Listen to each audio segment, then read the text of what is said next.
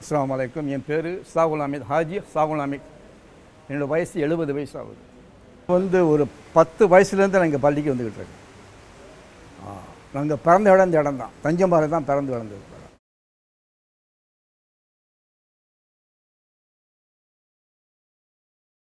இந்த பள்ளிவாசல் வரும்போது அச்சமாக இருக்கும், பயமாக இருக்கும். எல்லாம் பெரியவர்களாக இருப்பாங்க. இங்கே வந்து தொழுவும்போது நம்மளுக்கே ஆட்டம் கொடுக்கும். ஒழுங்கு முறையோடு போகணும்.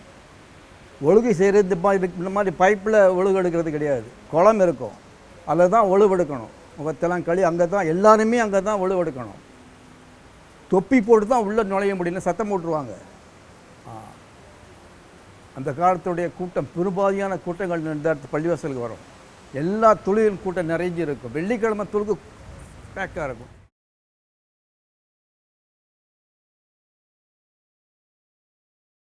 அதுதான் பெரும்பகுதி 80 எல்லாருமே இந்த இடத்துக்கு வர்றது.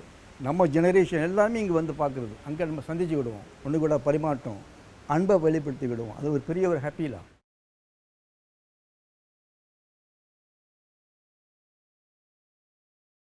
ரொம்ப பிரமாதமான மோசு.